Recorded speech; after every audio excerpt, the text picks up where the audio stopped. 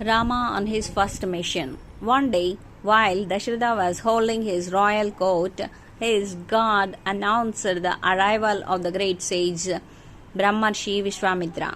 Immediately, Dasharatha went along with his ministers and other subjects to extend a warm welcome to the sage. After paying him respects, Dasharatha personally led him to the court and seated him comfortably.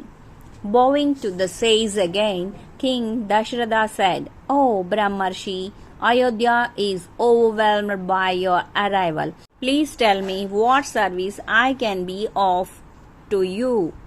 Highly pleased with King Dasharatha's reception, Vishwamitra replied, "O King, I came on an important mission. For the welfare of this world, I am conducting a yaga. But my yaga is being disturbed by evil demons, Maricha and Subahu. I have come here to take your son Rama along with me to kill those intruders." As soon as Dasharatha came to know of Vishwamitra's intentions, he trembled with fear. He thought of sending his young son to battle against such ruthless demons sent quivers down his spine.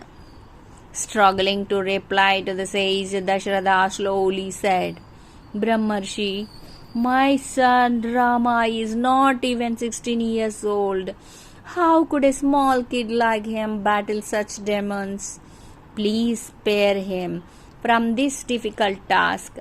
I am ready to send my entire army to safeguard your yaga." Enraged by Dasharatha's offer, Vishwamitra replied, "King Dasharatha, do not forget that you have promised to serve me. Is it not your duty to fulfill the wish of someone who came to you for help? If you cannot stand on your word and wish to defame your Raghuvamsha, then forget about our discussion. I wish to return empty-handed from here rather than take an army of a cowardly king like you."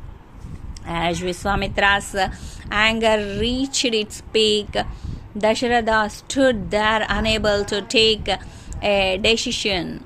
In order to handle the situation from going out of control, sage Vashishta intervened and cooled Vishwamitra, promising him to convince Dasharatha. Turning to Dasharatha, sage Vashishta said, "O king, who do you think is sage Vishwamitra? There is no one on this earth to beat him either in his intelligence or skills of archery. But still he came here with a request to take Rama along with him. Though Rama is your kid, even he is no common man, born as your son. He is here on this earth to accomplish divine tasks. You need not fear about Rama while he is with the great sage Vishwamitra. Leave your apprehensions at once and send him with Brahmarshi." Convinced by Vashishta's words, King Dasharatha agreed to send Rama and also Lakshmana with Vishwamitra. Seeking the blessings of their parents and elders, both the brothers started on their journey to the ashram of sage Vishwamitra. They travelled by foot throughout the day till they reached the banks of river Sarayu. Though they had to cross the mountains, thorny paths and forests, not even once did they complain about any inconvenience. As sage Vishwamitra led the way, they humbly followed him, only concentrating on the task they had to accomplish. As soon as they reached the banks of river Sarayu, Vishwamitra took them to an ashram of another sage and asked them to rest for that night. The next morning, Three of them decided to continue their journey after having some fruits and honey as breakfast. Before they started, Vishwamitra called them by his side and said, "Sons, my ashram is a little distance away from this place. In a day, we would be there. But we have to be highly alert as the path from here is quite dangerous with dense forests. Hence, before we proceed today, I would like to teach you the mantras of Bala and Abhibala, something that would keep you fresh always without feeling the necessity to either eat or rest. The task that lies ahead is very complex and demanding that would engage you continuously for several days. By chanting Bala and Abhibala, you would not feel hungry or drowsy till your task is accomplished." Saying so, Vishwamitra taught them the mantras and blessed them to attain victory in the task ahead. The trio walked through dense forests throughout that day too. Vishwamitra showed them various important places they crossed during the course of their journey and explained the historic significance of each one of them. After resting in another ashram that night, Vishwamitra bestowed them with the knowledge of usage of a few divine weapons that would help them in their battle ahead. As they almost reached Vishwamitra's ashram, the surroundings resounded of loud shouts and cries that could terrify even the bravest of men.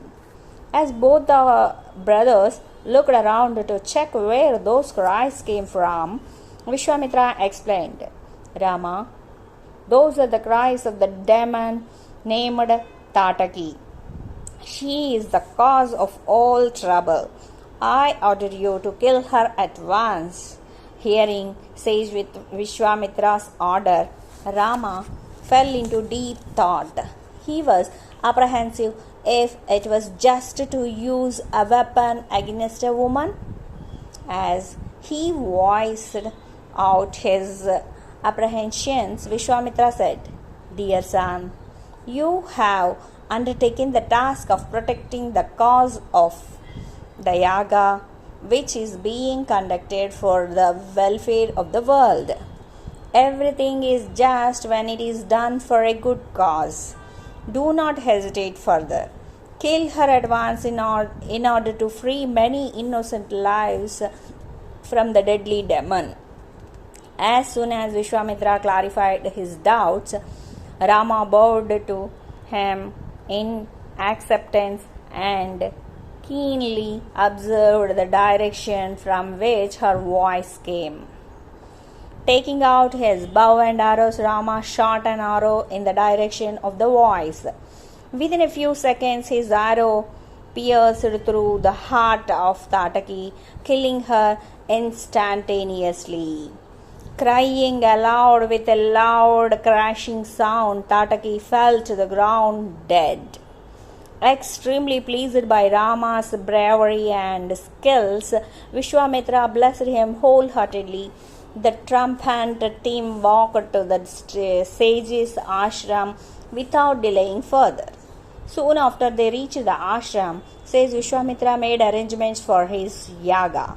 As he conducted the yaga with his other ashramites, Rama and Lakshmana stood there guarding the place. A little later, pieces of meat, blood, and bones started pouring down from the sky. Annoyed, Vishwamitra turned to the brothers and said, "Boys, these are the evil plans of Maricha, Tataki's son, and Subahu, Tataki's brother-in-law. Enraged by her death, they are trying to interrupt the yaga. Kill them at once." Following his orders, Rama and Lakshmana released powerful arrows from their bows. While their arrows killed Subahu, Maricha was pushed away to a great distance, from where he fled to the sea and hid out of fear. After getting rid of the demons with their incredible shooting skills, both of them built an umbrella with their arrows exactly above the place of yaga. For 5 continuous days, the sages performed the yaga, backed by the alert patrol of Rama and Lakshmana, and finished it successfully without further interruptions. Highly pleased by their valor, Vishwamitra embraced the brothers and said, Rama, I am glad that my wish has been fulfilled. I would always remain grateful to you both and also your father, King Dasharatha, for helping me in this yaga. I wish to teach you some important lessons and skills that will help you to be victorious in future. Vishwamitra led Rama and Lakshmana to his hut, and there he taught them various significant matters. As they continued to learn from the great sage, Vishwamitra received a message from Mithila, the kingdom of King Janaka. Handing over the letter of Lakshmana, Vishwamitra asked him to read it aloud. The letter from King Janaka said, Brahmarshi, as I pay my humble respects to you, I would like to inform you that we have planned the Swayamvara of 4 daughters of our daughter Sita. It is decided that Sita should marry the person who bends the bow of Lord Shiva, which had been in our possession since generations. I request you to honor the occasion with your holy presence. As Lakshmana finished reading the letter, Vishwamitra fell into deep thought for a while. Since the moment his yaga was fulfilled, because of Rama and Lakshmana, the sage desired to express his gratitude to them in a unique way. By taking them to Sita Swayamvara, Vishwamitra decided to express his thankfulness to King Dasharatha and his sons. Immediately he started on a journey to Mithila with Rama and Lakshmana. The path to Mithila too was a tedious one that led them through dense forests and rocky mountains, but both the brothers followed the sage humbly without complaining. Soon they reached a deserted place in the forest. That place was extremely dull and lifeless. As they walked through that place, observing its surroundings, Rama placed his foot on a rock that lay in his path. As soon as he set his foot on it, lo, the rock turned into a beautiful woman. Rama himself was dumbstruck at this sudden happening. Before he could recover from the shock, the lady bowed to Rama and said, "Oh Rama, thank you for freeing me from this dreadful curse. I hereby bless you to attain victory in all the tasks you undertake." Rama turned to Vishwamitra and requested him to explain in detail about the lady and her curse. Smiling at inquisitive Rama, Vishwamitra said, "Rama, the woman's name is Ahalya. She is the daughter of Brahma. She was married to sage Gautama and led a happy life building an ashram in this very place. But due to some misunderstanding, sage Gautama cursed her to turn into a lifeless stone. As Ahalya pleaded him to free her from the curse, Gautama took pity on her and told her that she would be freed only when you, Rama, set your foot on the rock. Since then, Ahalya lay here waiting for you to pass this way." Amazed to hear the story of Ahalya, Rama and Lakshmana followed the sage silently towards Mithila.